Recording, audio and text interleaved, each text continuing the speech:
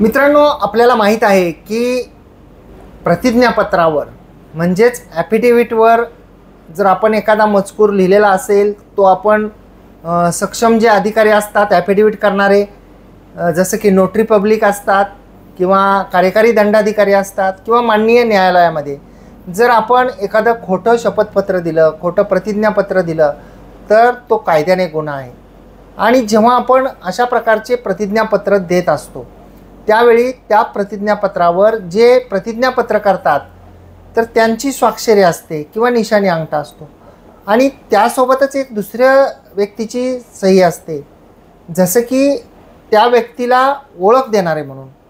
आणि न्यायालयीन कामकाजाच्या बाबतीमध्ये जे वकील मंडळी आहेत तर ती वकील मंडळी या ॲफिडेव्हिटला म्हणजे प्रतिज्ञापत्राला ज्यांनी प्रतिज्ञापत्र केलेलं आहे त्यांना ओळख म्हणून आपली स्वतःची स्वाक्षरी करतात। तर एखाद्या वकिलाने एखाद्या ॲफिडेव्हिटवर म्हणजेच प्रतिज्ञापत्रावर ओळख म्हणून म्हणजे अटेस्टेड म्हणून जर का स्वाक्षरी केलेली असेल आणि त्यातील मजकूर जर का खोटा निघाला तर त्याला वकील जबाबदार आहेत का, याबद्दल एक महत्त्वाचा न्यायनिर्णय माननीय सर्वोच्च न्यायालयाचा आलेला आहे नुकताच। आणि त्या न्यायनिर्णयामध्ये माननीय सर्वोच्च न्यायालयाने नेमकं काय म्हटलेलं आहे आणि कोणाला दंड केलेला आहे या गोष्टी ज्या आहेत त्या आपण आपल्या आजच्या व्हिडिओमध्ये पाहणार आहोत। नमस्कार, मी आपला वकील मित्र advocate Kailas Naik, admin court कचेरी सोशल मीडिया प्लॅटफॉर्म। तर मित्रांनो, ही जी केस आहे ती केस एक ॲडव्होकेट होते तर गीता शास्त्री यांच्याविरुद्ध दाखल करण्यात आलेली होती। आणि ती केसमध्ये आरोप असे होते की वकील जे आहेत तर यांनी मॅडमनी एक आयडेंटिफिकेशन दिलेलं होतं आणि त्या आयडेंटिफिकेशन ॲफिडेव्हिटला दिलं आणि त्यातील मजकूर जो आहे तो खोटा निघाला म्हणून त्यांच्यावर फिर्याद दाखल करण्यात आलेली होती। आणि जी फिर्याद आहे ती खोटं प्रतिज्ञापत्र जे आहे त्यातला मजकूर खोटा आहे आणि त्यामुळं त्यांनीसुद्धा गुन्हा केलेला आहे अशा स्वरूपाची जी आहे ती केस दाखल करण्यात आलेली होती। आणि या केसमध्ये माननीय सर्वोच्च न्यायालयामध्ये जेव्हा हे प्रकरण गेलं तेव्हा माननीय सर्वोच्च न्यायालयामध्ये जी फिर्याद दाखल करण्यात आलेली होती की complaint was filed before BCMG by Bansidhar Annaji Bhakad यांनी ती फिर्याद दाखल केलेली होती आणि ॲडव्होकेट गीता शास्त्री यांच्याविरुद्ध। आणि जे फिर्यादी भाकड होते तर यांचं असं म्हणणं होतं की त्यांनी ओळख त्या ठिकाणी अटेस्टेशन केलेलं आहे, ओळख घातलेली आहे आणि त्यामुळं त्यातला मजकूर खोटा निघाल्यामुळं ते त्या गोष्टीसाठी जबाबदार आहेत। तर यावर महत्त्वपूर्ण न्यायनिर्णय देताना माननीय सर्वोच्च न्यायालयाने असा निष्कर्ष नोंदवलेला आहे। त्या महत्त्वपूर्ण अशा न्यायनिर्णयामध्ये माननीय सर्वोच्च न्यायालयाने असं म्हटलेलं आहे की ज्या वकिलांनी या प्रतिज्ञापत्राचं ॲफिडेव्हिटचं अटेस्टेशन केलेलं आहे किंवा ओळख घातलेली आहे तर does not become responsible for the truthfulness of the statements contained within it. म्हणजे त्याच्यामध्ये जो मजकूर लिहिलेला आहे तो मजकूर खराच आहे याच्याशी जबाबदारी जी आहे ती ओळख घालणाऱ्या वकिलांची नाही, तर ज्यांनी ते प्रतिज्ञापत्र करून दिलेलं आहे तर त्यांची ती जबाबदारी आहे की त्यातील मजकूर जर खोटा निघाला तर ते दोषी आहेत।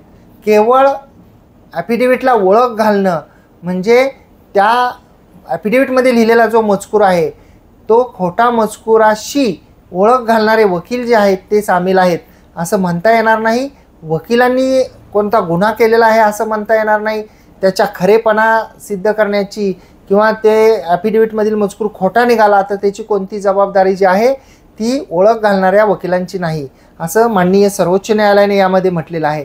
आणि पुढं जर आपण पाहिलं तर त्या केसचं बॅकग्राऊंड असं होतं की जे फिर्यादी होते तर त्यांनी तक्रार दाखल केलेली होती आणि त्यांनी असं त्यांचं म्हणणं होतं की या ॲफिडेव्हिटमधील जो मजकूर आहे तो खोटा आहे आणि त्याला या वकिलांनी ओळख घातलेली आहे त्यामुळे हे पण दोष आहेत।